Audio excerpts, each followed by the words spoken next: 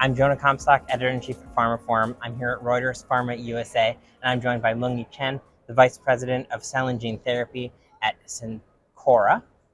Got it. We spoke at Reuters Pharma US 2023. Then your title was the same, but your company was called Amerisource Bergen. You guys underwent a rebrand, right? Correct. And I'm very excited to talk to you because in the intervening time, I think I've learned a lot more about cell and gene therapy than I knew when I talked to you in 2023. And I think a lot's happened in cell and gene therapy since then. So what's your sense of kind of how that space has evolved in the last year? That's a great question. I mean, we are just seeing such amazing momentum right now. So if you look at 2023, right, in 12 months, we saw 7 approvals in the US. We saw a lot of firsts, right? We saw the first CRISPR-based gene editing cell therapy. We have 2 new cell therapies for sickle cell disease. We have the first topical gene therapy that can actually be administered at home, and a couple of others. So if you think about the therapeutic areas that cell and gene therapies are entering into, as well as the modalities, we're really seeing this diversification and variety of how the technology is moving to change patients' lives. So that's just really exciting.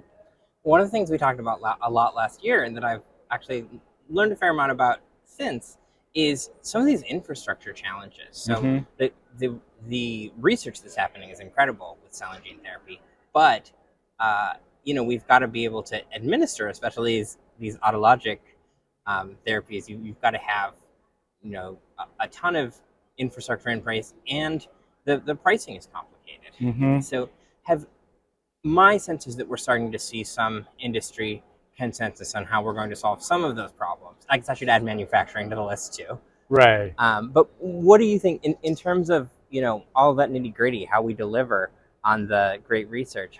What do you think are some of the major things that we're seeing there in the last few months? Yeah, great question, Jonah. And we can unpack this question in so many different ways. But I really like to pick up on what you just said, which is around consensus, or I may call this standardization. So I've been in many conversations with different stakeholders within the ecosystem. So you have providers, you have pharma companies, you have payers, obviously you have patients. And I think what we're hearing and seeing is that because of the number of therapies that have been approved to date and the number of therapies that will be approved in the near future, we need to figure out that 80-20 balance, if you will, because right now, in terms of how a drug is prepared, administered, there's very specific protocols to specific products. So again, especially from a provider perspective, they only have so much time during the day. They really want to help every patient that they can. So to the extent that we can simplify the workflow, the requirements, that's really going to open up the bandwidth, right, from a provider's perspective. And I think that's a great example of where I think as a community, we can spend more time there and really kind of think through how do we make this more accessible. Is that something that you're in a position to sort of be helping with at Cencora? I think so. So we are in a very unique position at Cencora in that we interface with all the different stakeholders, right, that I just mentioned. Pharma companies, obviously, but also providers. There are what we call downstream customers. And we had that opportunity to really be the convener in the space and to be able to share feedback between these different stakeholders. So that's a great role that I believe Cencora can play, and again, to help kind of enhance kind of how we can work better together. Let's talk about pricing a little bit. I mean, I think a lot of the mainstream coverage of some of these great clearances has been around the prices that these drug companies are setting, which I think, if you don't have the context, look insanely high, like millions of dollars for a single treatment. If you do have the context, it's a little more reasonable, right? If you compare it to what that person would be paying for the standard of care over years and years for a one-time treatment. But where do those high prices come from? Is it just about sort of what I just said, what people will pay, or is it also about the cost to develop and deliver these things? I think it's all of the above, and I think Jonah, you sort of answered your question, right? I think it's the value, and there's many organizations out there, ICER being one of them. They would evaluate the value of these medicines, and I think in a lot of instances where you see alignment there, right? I think that the main challenge is less around the price tag, but around the how.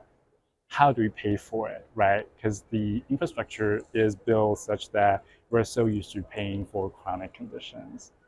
It is the one-time nature of these therapies that makes it challenge. So we're also seeing a lot of movement around that area. So CMMI just announced a framework to help Medicaid across the countries to kind of work together to improve access for sickle cell disease. So that is something that we are looking at closely because the need for innovation is there, and we're starting to see some changes there already. One issue that I've heard raised multiple times from the stage today is this idea that if I get a $3 million cell therapy treatment and my insurer pays for it, and then the next day I change jobs and go to a different insurer, they may have prevented themselves from paying a lifetime of chronic treatment for me, but they wouldn't have paid that anyway. So really, they've saved the other guy that money, and that's a real issue when you're an insurer. Someone called it a wrong pocket problem. Is that solvable? Is it that big a deal? I do think it's a big deal, right? Because value-based care needs to be able to measure and retain value appropriately. Again, I think there's a lot of groups in the US and even outside of the US trying to solve this problem, right? So I think there's potential solutions where you can pull the risks together as different payers together. So I think there's ways that we can be creative to kind of help solve that. And I really think that that moment is coming. I think the inflection point where we're seeing more and more patients that will be treated with cell and gene therapies will necessitate a change in how we pay for these therapies. Let's talk about some of the exciting science stuff. I mean, what we've seen so far with cell and gene therapy is incredible, and it's also sort of the tip of the iceberg, right? We've got allogeneic, we've got solid tumor. We're even looking to see beyond cancer that there could be applications here. What are some of the things you're kind of most excited about that are coming up in cell therapy in the near or far future? Well, I think any advancement is great for patients, so can't really pick my favorite baby here. But what I can say is that some of the recent approvals, right, again, are indicators of how this field is changing. So the first TIL therapy for solid tumor that was just approved a couple of weeks ago by a company here in the Philadelphia area, right? So I think that is a great approval, right, moving in the right direction. We talked about the topical gene therapy earlier, right? That's something that I don't think a lot of us thought about 1 or 2 years ago, right? So how you can apply gene therapy with that route of administration and to really help patients there. There's a lot of excitement around autoimmune disease. I'm equally excited because, again, there's a huge unmet patient need there. From a biological perspective, there seems to be a lot of good rationale to use cell therapy for those diseases. So I'm very excited to see kind of how the science evolves there. I heard that you guys are doing a virtual summit this year on cell and gene therapy. And tell me a little bit about that and what you're hoping to do for the industry with that event. Great, thank you. So it is really about knowledge sharing. So the Cell and Gene Summit that we'll have on May 14th and 15th is part of a bigger series of events that Cencora is hosting this year. It's called Think Live. So the Cell and Gene Summit is Think Live Cell and Gene Summit. The idea is really to bring the stakeholders together to talk through some of the challenges that we touched on, but also making sure that there's an integrated approach, thinking about logistics, distribution, patient services, regulatory and market access, and many others. And these are things that our teams deal with on a daily basis. So we just want to use that opportunity to bring in industry experts and to be able to share perspectives with the broader community. I got one more question for you. It's a question I'm asking a lot of different people for like a quote roundup sort of thing. So it's not explicitly cell and gene therapy related, although feel free to take it in that direction. So the question is, what systemic changes need to happen in order for drugs to be more affordable globally? So for us to address some of these problems about patient access and patient affordability. Wow, that's a big question. A very big question. And it depends on what geographies we're talking about here. I think from my perspective, the question is a little bit different. I think drug pricing is part of the equation. It's a very important piece. But I feel that the question is more around how do we make healthcare more accessible, right? There's the drug, but it's the most, I would say, cost-effective medical intervention that you can get, right? Prescription drugs. So there's many other elements, I think, where we can find efficiencies in the system. So I think it's that holistic approach, right?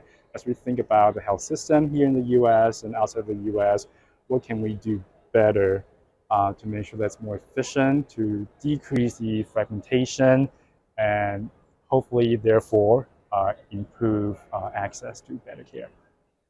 Any final thoughts, anything you've seen or heard today already at the show, or anything you're excited to learn about in the afternoon today or tomorrow? There's tons going on. I think what I still enjoy hearing so much is this focus on patients. We've had a couple of discussions just today around how pharmaceutical companies can do better or differently to make sure that you really embed that patient voice in your clinical trial design, in your commercialization strategy. And I know a lot of people talk about this, but I've just heard so many great examples as to how this can be done. So I learn something new every day, and I think that's just what keeps me going as well. Fantastic. Well, it's so great to chat with you, and Likewise. I'm sure this will continue to be a very exciting field in cell and gene, so maybe I'll see you here next year. Of course, thank you.